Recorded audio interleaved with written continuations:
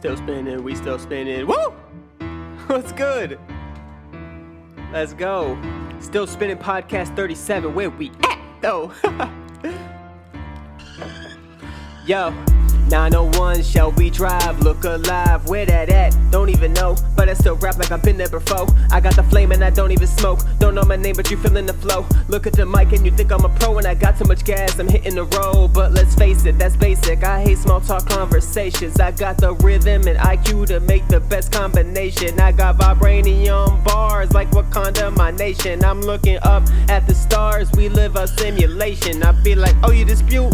Show me the proof. We don't know shit, that's the truth. So just be you, do what you do. Living it up till we passing the moon. Passion be active, I cannot relax and I'm basking in heat like I'm living in June. Never been fresher, I'm straight out the womb. Covered in treasure, I sleep in a tomb. Got so many talents, it's the challenge just to pick which one I practice and become above the average and just kill. Spread myself too thin, end up with endless useless skills. Struggle I face, gotta create. Which of these paths do I take? Yes. Welcome back to the podcast. It's been way too long. I recorded that intro a long time ago, so I haven't heard that in a long time. But since I started rapping on the intros, I have not yet missed a new one. I don't know if I can keep that up, but it is nice to be able to have a little unique intro for everyone. So I'm going to try to keep it up. Still Spinning Podcast 37 coming at you. I got a ton of information. It might be a long one, but just to get started, I do want to mention that since it is going to be a long one, and I'm going to do this for every podcast, is in the description, definitely going to be timestamps. If you're watching on the videos, you could just click to whatever section you want to go to. And if you are listening, I'm going to put the timestamps in there as well, so you can skip ahead to whatever parts you want. And moreover, into the video portion, I'm going to make every section of this podcast cut out into snippets, so you can even just find those snippets and not even worry about clicking whatever you want to see and just see those portions. I'm doing that because it's a lot easier to find the parts you want to listen to, because I have a lot of topics I talk about, very varied from whatever I'm thinking. And I have a bunch today, and they're all kind of related, and I'm going to give a little recap now of what that is. So basically, I've been listening to a lot of podcasts mainly, and a couple books too.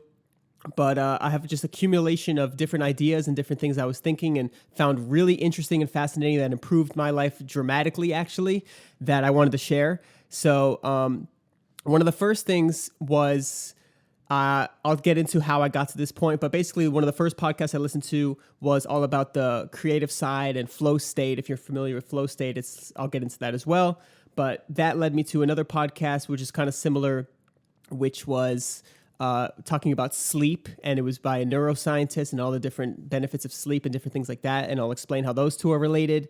And then later, that's probably like the first half, and the second half will be kind of dunk training related and health related, but it's also related to the first couple topics as well. So I just wanted to go over those as well. And lastly, to kind of where I'm going to start with, and so go to those sections if those are what you're interested in. You could check below. I'm going to separate those out, and then you can figure out from there what you want to listen to. Also, the last thing that that was my own thoughts, not kind of what I've learned from other things. Was just these things I was feeling that just felt like energy in the universe pushing everybody I was listening to or watching or keeping in touch with. It felt like everybody was on the same wavelength, and it was very strange. So that's kind of what I'm going to start today's episode with. So I'm just going to jump right into it.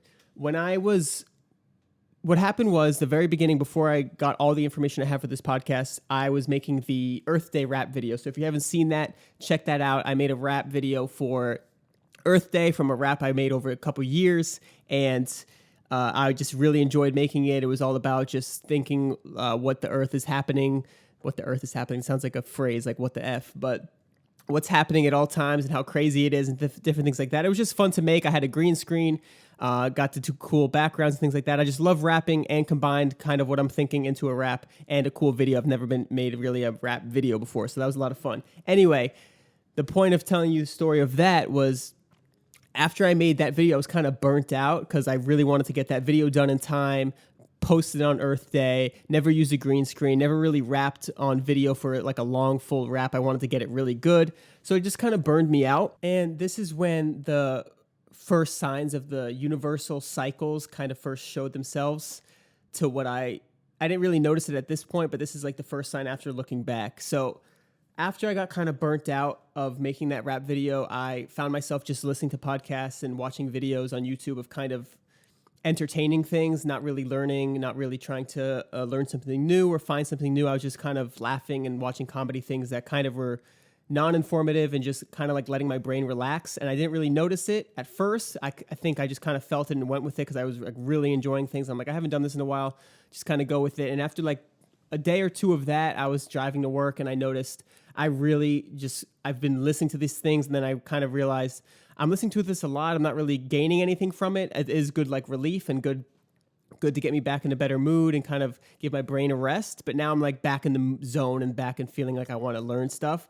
So the first thing I did was I tried to find a podcast that could teach me something. And one thing I really like, one podcast I really like is called BrainKwik. It's Brain, and the Kwik is spelled Kwik, with the host is Jim Kwik. That's why I think it's like a play on his name. Same spelling. And he's got a lot of podcasts on like brain hacks, basically, to sum it up. And so I was just really interested I've listened to him in the past. I haven't listened to him in a while, so there's a bunch of episodes I haven't heard. And one that was really interesting that caught my eye that I wanted to listen to was about flow state. And when I rap and things like that, since I just came off the rapping, I think I was thinking about that, writing a new one. And I'm really interested in flow state, and what flow state really is, to sum it up, is you're creating something, usually in writing. I think writing is the best example, or the easiest one for me to give an example of. When you're writing, you kind of get in the zone and you just feel like whatever you're thinking is coming out into paper, and one idea is coming after the other, and you're just in a good groove where things are just happening and you're coming up with great ideas and you're doing those things. So it was kind of just ways to hack into that and try to maximize that. And I think I've talked about that in the past, whatever it is, like trying to get something done, whether it's flow state or not, you want to like kind of stop and take a breather, go for a walk, get the oxygen. I said that in another episode. It's like when you get the oxygen flowing, it helps your brain get more oxygen, and then your brain can ease some of the stress and things like that. But this was more about the actual state of flow and how to get into that and more details on that. For example, if you're in that flow state, once you leave it, it's really hard to get it back. For example, or they were saying the minimum amount of time you need to get back into it for people who are really good at it are 15 minutes. Like you need at least 15 minutes. You can't just leave flow state and then come right back into it or stay in flow state forever. And the reason why people try to hack this flow state is because their best content comes from it, and there's no writer's block, and they're able to produce content very efficiently and get all their best ideas out. And people are always trying to get into this state so they can get their work done. I'm sure you've had those times where you're whatever you're doing creatively, sometimes you sit down to go do it and you just can't get things to work. You can't get things to flow. I know I don't want to use that word, but you can't get things to click. You just can't get things out of your mind into your work. And you want it. Sometimes you sit down and it's just everything's go and everything's working correctly and everything's just coming out seamlessly. And so if you're able to tap into that state of mind when you're trying to get something done, it's definitely beneficial. And so people are always trying to figure out what the best way is, like what time of the morning, what time of the day, whatever works for you, what to eat, what you do previously before you sit down to do things, and then setting up your little workspace, like maybe have some essential oils or have like some kind of music playing or do like some meditation before or after, things like that to hack into it. Anyway, he had this published author named Stephen Coulter on. I believe it's Kolter. I forget more of his credentials, but you could check out his podcast. But he had him on, and he was talking about flow state. And one of the most fascinating things, this is the most fascinating part of that podcast that I learned, which was really interesting, which will lead into the other segments of this podcast that were kind of related, where he was explaining how it's really good to, when you recognize you're in the flow state, that's when you stop. Like when you get the feeling like, oh, wow, I'm doing really good. I'm coming up with great ideas. I'm connecting these ideas. I'm doing really well. I'm creating great stuff. That's when you should stop. And at first thought, it sounds very counterintuitive because normally you feel like, oh, I want to ride this wave. I want to continue with this. But the reason for this was, he was explaining, was the reason you're having this excitement or recognizing you're in the flow state is because you're at one of the later stages of the flow state, which is when you get all these chemicals to your brain. I think they were like norepinephrine and endorphins. And by those chemicals coming to your brain and you feeling that excitement, that's a sign that you're at the end of the flow state and you only have like 5 to 10 minutes or something like that left. So instead of trying to squeeze out those last 5-10 minutes, stop there, stop kind of on a good note. And what he was explaining is that next time you come back to sit down to write or create whatever you're doing, you'll have a much more positive attitude towards what you're about to do. You'll be excited because you remember what you just did, and so you just be more motivated. And the term he used that I really liked was called stacking motivation. So whenever you do these things, a lot of times you want to motivate yourself to do these things because whenever you're in a good state of mind and you're motivated to do something, you want to go crush it. And for example, like if you haven't, just like how when I was burnt out from making my rap, and then when I came back and I gave myself some relief and I started listening to these podcasts, it made me want to go do podcasts and share information, things like that. It's like, that's motivation. So I use that as motivation to make me do something. Similar to that is like, if you just wrote something really good and you stop, the next time you come back, you want to add to it and you're really excited to get started again. And then on top of it, you're stacking motivation instead of trying to just get motivation here, get it there. You're always stacking motivation. So you always have like a lot of energy to use towards whatever you're doing, if that makes sense. So after doing that, I was thinking that got me into the thinking of creativity and trying to fix your mindset and just trying to figure out like when I feel those things and just keeping in mind how my mind is working, things like that. And I forgot to tell you about the universal cycles, the first one. So when I was burnt out, I was watching YouTube videos and things like that, and I was catching up on these vlogs that I was watching. So going back a step, when I was doing that and watching those videos, I noticed I had made my own video on my YouTube channel. You probably have seen it. It's where I did like the movie magic, futuristic effects, just talking about time and things like that, how you can like time travel and freeze time and speed up time and things like that. And on YouTube, as you know, I watch a lot of vloggers, Casey Neistat and Peter McKinnon, on like the same day or the day after I posted mine. I hadn't even watched theirs yet. They posted videos and they both mentioned time in their episodes. Casey Neistat was saying how time is like one of the most valuable assets, and people ask him all the time how he completes his vlogs and things like that. And he even did like a whole monologue written by someone else about how someone's got like time anorexia, and that's like, it's like a disease that he squeezes minutes out of any second he can. And I thought that was really funny. And Peter McKinnon did a whole video on editing, how you could saving time, even if it's just seconds of your editing, could save up and make your workflow so much faster. And when I saw that, I'm like, I just made a whole video on my thing about time. And it was really interesting that we all were like on topics of time. Not that we're all like connected, but it was just like weird that we were both thinking the same thing. And what made it weirder and made me realize, like start to think about all these universal energy waves that I felt like were going around, were like the next day, Casey randomly brought up something about, or not the next day, but the next video or the next time I noticed was like he mentioned something about his shoes. Like he runs with multiple pairs of running shoes and all these different things, just a random fact about himself. And then a few of the vloggers that I watch as well mentioned shoes and things like that. And I wasn't connected to this one, but it was just really weird to see a bunch of vloggers kind of go from one topic to the next, and the topics were similar. And on top of it, when I was feeling like this, people were talking about time, and then I was thinking about flow state, which is kind of like being most efficient. It was just kind of like one thing after another that felt like it was going in a cycle that we were all part of this wave and nobody noticed. And I think it's still going on, and I want to keep an eye on that to see if there is other times when that happens, and if there's other indicators. Like there could be all some subconscious thing that we're all seeing if we're all on YouTube and something like that. But it was just super interesting to me. So anyway, leading from the flow state, the next podcast that got me going was on Joe Rogan's podcast. He had this neuroscientist on named Matthew Walker, and they were talking all about sleep. And previously, this changed my literal life because I went from never waking up past like 8 o'clock because I didn't want to waste the day, and there was no point because if I went to sleep too late, it's not going to make up for it by sleeping in. It's just going to make my next day longer, and the cycle continues. But he was explaining how, I'm going to let him do all the explaining of the statistics and everything like that. But basically, 7 to 9 hours is optimal. 7 is the very minimum. And even just getting 6 is very detrimental. And it was all these statistics, like you're more likely, there's more accidents that people occur that are, people are in more accidents, night shift jobs because they're lacking sleep, and it's more impaired than a drunk driver because when you're half asleep, it's like your brain's in between on and off, when drunk is just like on and slowed down. So it's like a little more impaired than just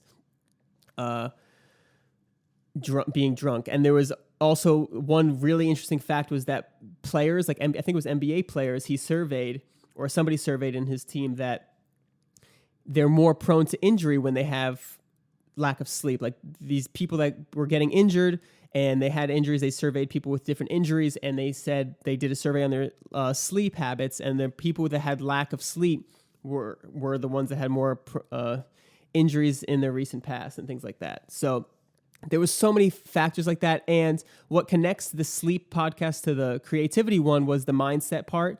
And it was kind of like a brain hack as well, which was super interesting, which was, so we always have dreams every night, but a lot of times you don't remember them. But it kind of has to do with memory, and like the flow state was all about memory and trying to keep in mind your mindset.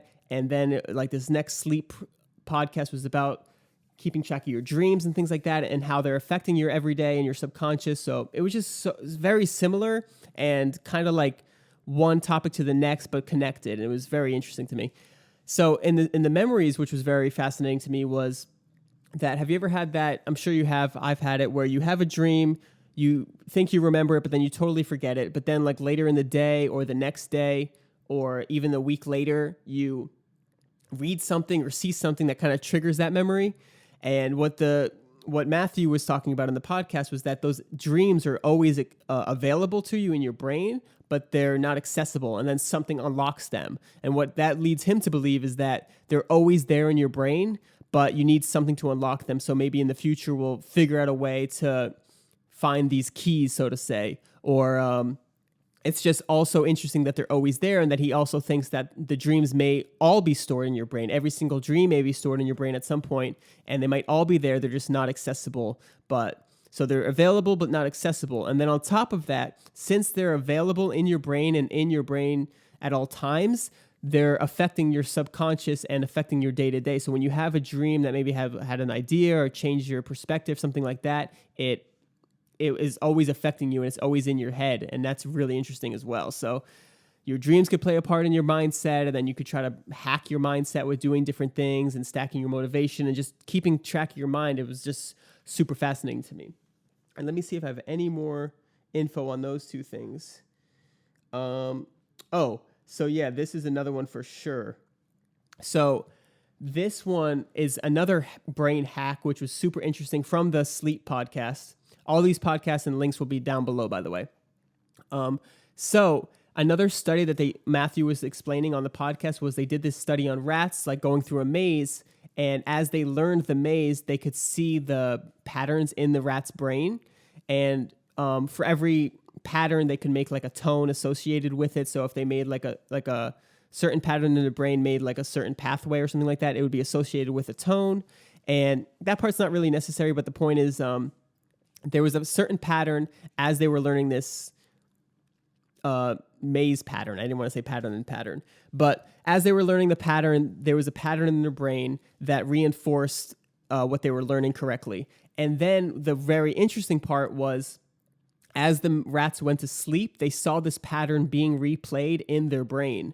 So they were basically learning it, reinforcing it as they slept. And now the even more fascinating part was that they were the pattern as they slept was being replayed 20 times faster as they slept than as when they were waking. So that goes to show you that the rats were learning the same mechanism 20 times faster, and that how important sleep is for learning things. And that's why a lot of times when you don't know something and they say get a good night's sleep, I think I've talked about that before, but it's sleep on it because it rests your brain and you're able to attack it, and like you may come up with it in your subconscious, or you're on a fresh brain and fresh eyes and things like that, but you're actually reinforcing it and you're actually replaying it in your brain overnight.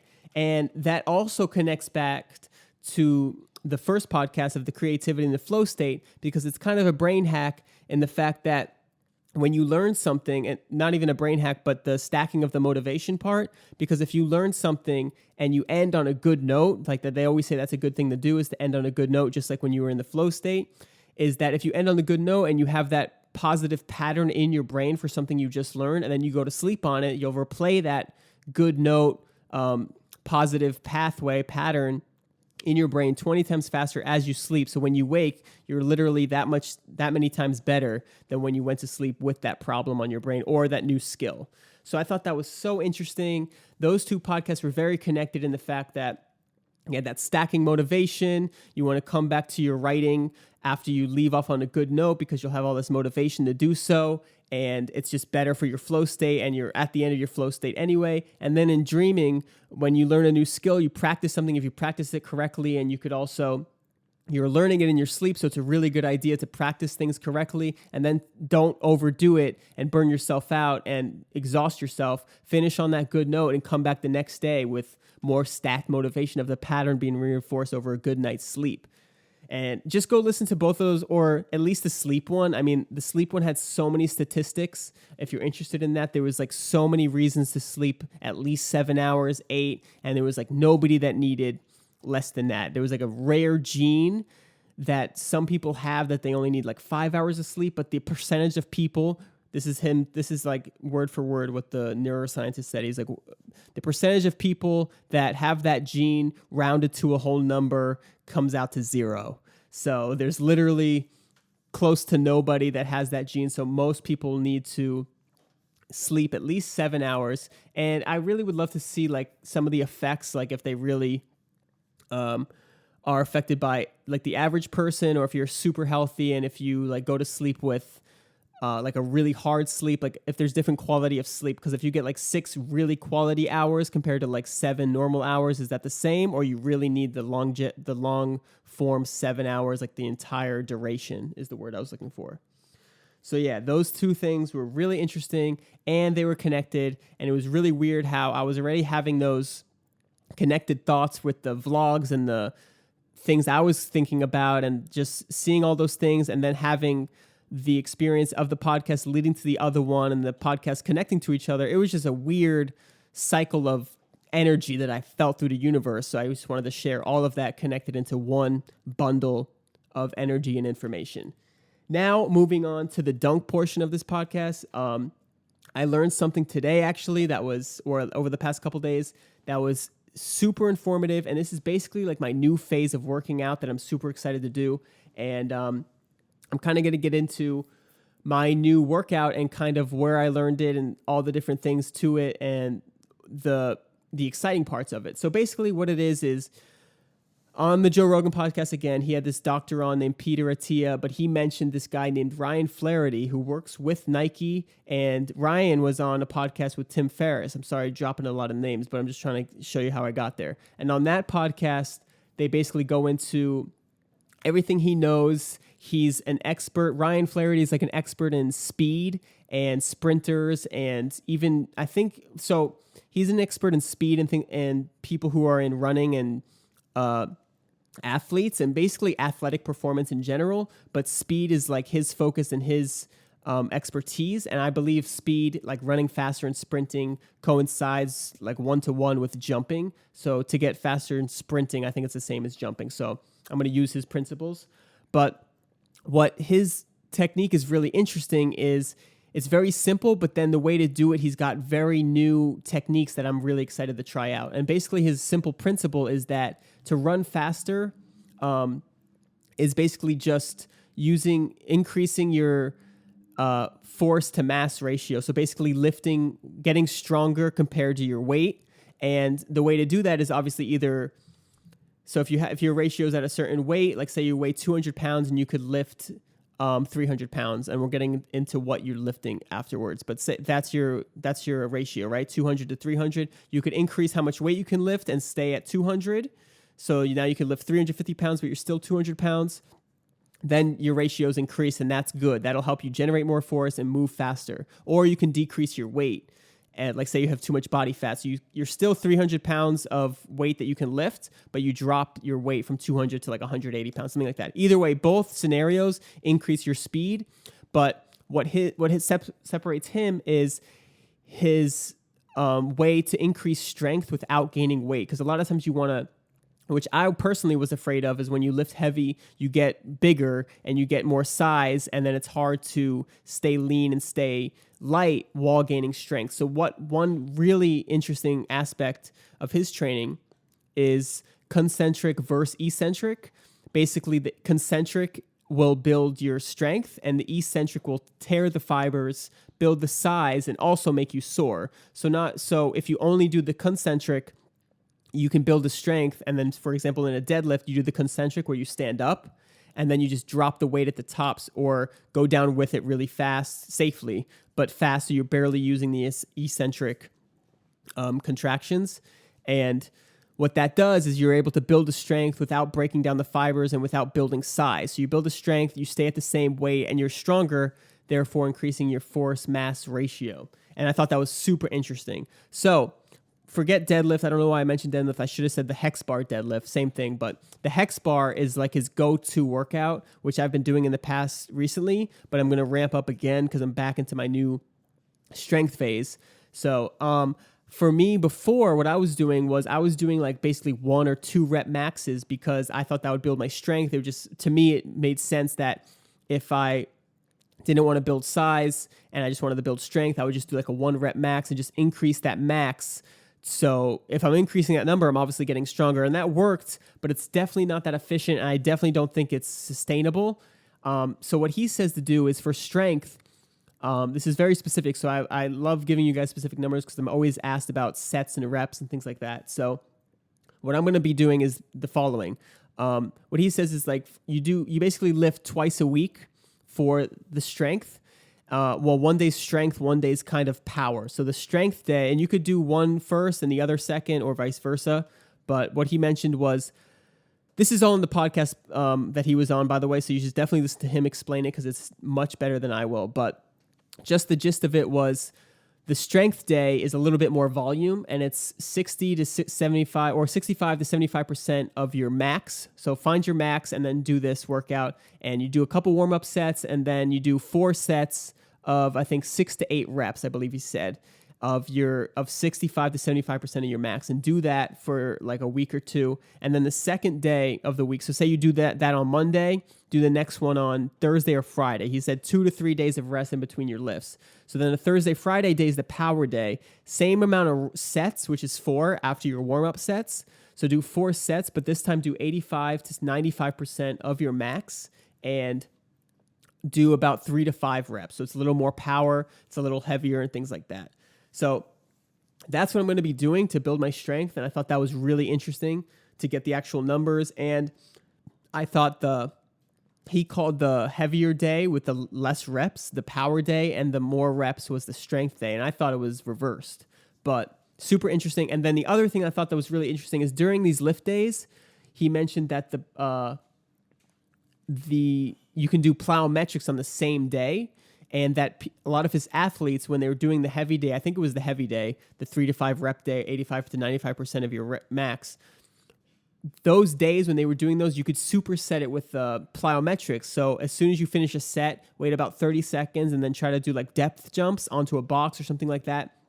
And he said a lot of times, because the activation of that heavy set, the plyometrics would be PRing. Like people would be hitting their new PRs on those days of those heavy lift days, just because the muscles were activated the right way and they were loose and warm and they were primed for plyometrics. And he likes doing plyometrics because it keeps those muscle fibers pointed towards the fast twitch, if that makes any sense. So I'm super excited for that because I was always separating them too, and I didn't want to detriment one with the other. Like if I did too many plyometrics, exhaust myself. And if I did too much heavy weight, I wanted my muscles to grow and not do plyometrics, so that way my muscles would grow and not be like burnt out from plyometrics. So more on the plyometrics is he really wanted to focus on the amortization phase, which is the change from concentric to eccentric. So don't worry about exhausting yourself, like doing a bunch of plyometrics. Really focus on the quality of them. So like, for example, he said like squat jumps, for example, do like 5 and do them as hard as you can and reach as high as you can. And then it's better to do less and do a higher intensity of a plyometric than to try to do more and just exhaust yourself. And that's more of like a cardio workout. So that's pretty much what I'm going to be doing. And I'm super pumped for that because I've never really had a solid strength program. I've tried others, but I just never knew this side of it. So I didn't want to get too big and I didn't want to not be as explosive because whenever I lift, I feel super sluggish and I blow up quick and I feel unathletic already to begin with without lifting. So when I lift, I get like super heavy feeling and I feel really not light on my feet. So to be doing more reps and to be building strength and staying the same weight and also to be doing plyometrics the same day, I'm super excited and I'm really pumped for that. So I think that's pretty much it. I actually got through it a lot quicker than I thought I would, but I just had all that information I wanted to get out to you. And definitely check out Ryan Flaherty on the Tim Ferris podcast. All the links are below. The information was a lot better than I gave, but just the accumulation of all these things I thought was a good mix of different things to find what you're interested in. And I was super fascinated by all these different things, and I feel like I improved a lot. So from my writing, I'm going to fix my brain a little bit, stack the motivation, be able to be more efficient when I'm writing things.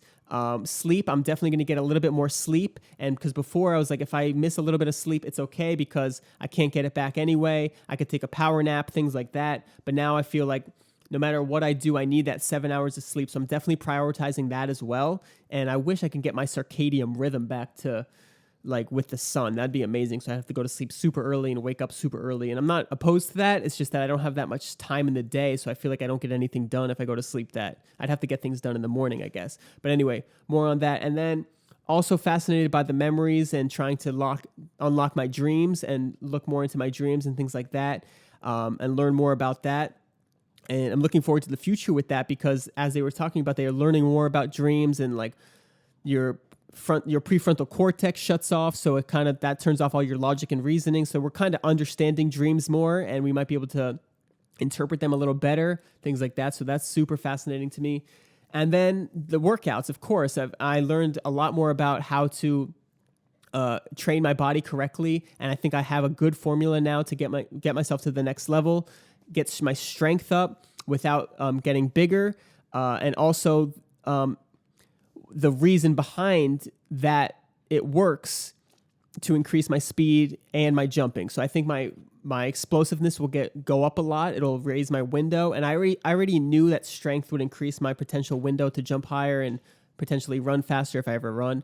But this is kind of a exact method to build my strength correctly for athletic reasons and not just build strength to build strength. And just one side note is like all the Olympic lifts and things like that, I'm only going to be doing hex bar deadlifts and probably some box squats. Oh, lastly on the workout, he likes to do like one big lift. So either like box squats or hex bar. Hex bar deadlifts are like his main exercise.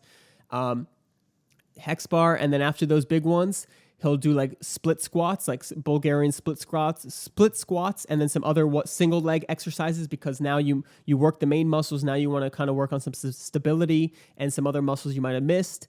And then a lot of his stuff is injury prevention. Just go check out his stuff because he's got so much good information. But that's consistent, basically what my workout's going to consist of now. And I'm super pumped. And I think it's really going to help me. And I'm just looking forward to it. So that's pretty much it. I'll just end it there. Thank you for listening. Thank you for watching. A lot more videos coming. I'm about to go do the workout now that I just mentioned. So check out that vlog. I think it'll be 320. I think it'll be episode 320. Anyway, I'll link it right here anyway, so you can see that. And that's it. Thanks for watching. Thanks for listening. Let me know what you think. And that's pretty much it. Hope you guys enjoyed, and I'll see you soon. Toodles.